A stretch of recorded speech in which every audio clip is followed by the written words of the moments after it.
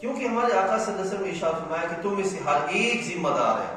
اور تم سے تمہاری رعایا کے متعلق پوچھا جائے گا. یعنی کہ جو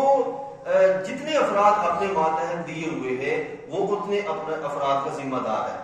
ٹھیک ہے نا جی. وہ ایک فرد ہے، وہ دو فرد ہیں، جب اس کی اپنی ذات ہے، جتنے بھی ہیں وہ اس کا جو وہ ذمہ دار ہے، اس کے لحاظ سے اس کو قیامت کے دن اللہ تعالیٰ سوال کرے گا اور اس سے جو ہے پوچھے گا. اب سب سے پہلے جو چیز ہے جو کہ ماہ مقدس ماہ رمضان مبارک کے اندر آتی ہے وہ یہ ہے کہ گھر میں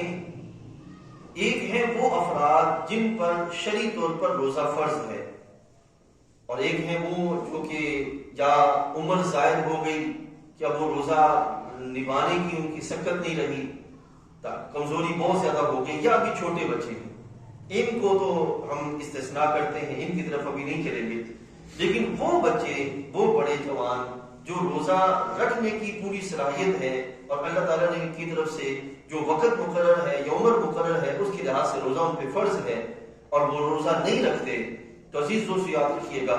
اگر کوئی والد یہ کہتا ہے کہ نہیں چلو بچے ہیں بڑے ہو کے رکھ لیں گے، عمر اس کی بلوغت کی ہو گئی ہے، اس کے باوجود روزہ چھوڑ رہے ہیں، تو عزیز دوستوں کوشش کریں کہ ان کی طبیعت کی ایسی تربیت کریں اور ان کو ایسا ذوق دلائیں، ان کی طبیعت میں ایسا شوق پیدا کریں کہ آج سے ہی ان کو روزہ رکھنے کی عادت پیدا ہو جائے.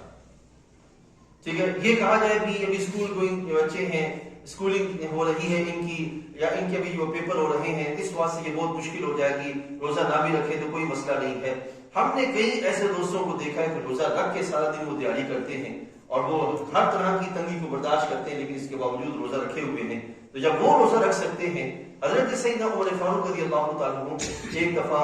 محبوب کریم علیہ السلام کی بارگاہ میں عرض کرتے ہیں، یا رسول اللہ صلی اللہ علیہ وسلم میری خواہش ہے، اور خواہش یہ ہے کہ گرمیوں کے روزے ہوں، شدید گرمی ہو اور میں رب کے لیے روزہ رکھے ہوئے ہوں، اس حال میں کہ میری زبان پیاس سے سوکھ کے کانٹا ہو جائے، لیکن میں پھر بھی اللہ کے لیے برداشت کروں. یہ تھے وہ بڑے لوگ کہ جنہوں نے اللہ کے احکام کو کما حق پورا کرنے کا اہتمام کیا، جس کی وجہ سے اللہ تعالیٰ نے ان کو وہ اجر اور وہ مرتبہ بھی عطا فرمایا. تو آج کے اس دور کے اندر ہم اگر اپنے بچوں کو یہ ذوق دیں گے، رب ذوالجلال جل وعلا کی رضا کے لیے روزہ تو ہے ہی مشقت کا نام،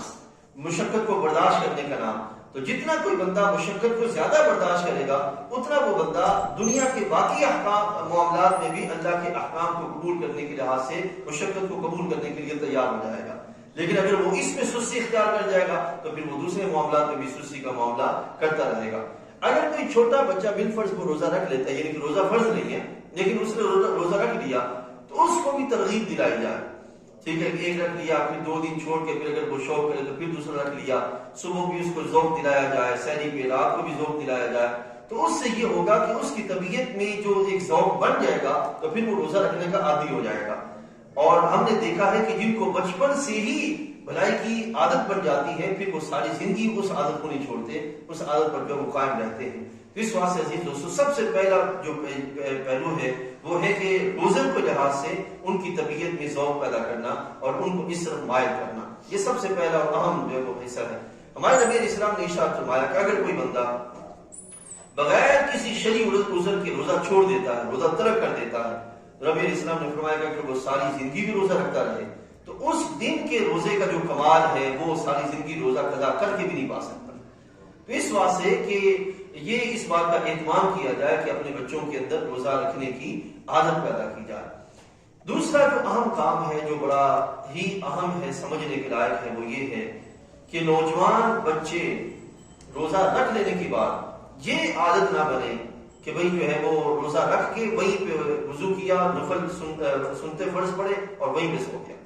یہ کیفیت جو ہے وہ نہ ڈالی جائے، بلکہ روزہ رکھ کے نماز پڑھنے مسجد میں آئے. اگر کوئی شرعی عذر ہو تو الگ معاملہ ہے، ٹھیک ہے نا، لیکن شرعی عذر نہیں ہے تو نماز پنجگانہ وہ فجر سے لے کر عشاء تک جو ہے وہ مسجد میں نماز پڑھی جائے. اور نماز کے ساتھ ساتھ نماز عشاء کے بعد جو تراویح کا سلسلہ ہے اس کو پڑھنے کا اہتمام کیا جائے. یہ ذوق اپنے بچوں میں ڈالنے کا سلسلہ جو ہے وہ قائم کیا جائے.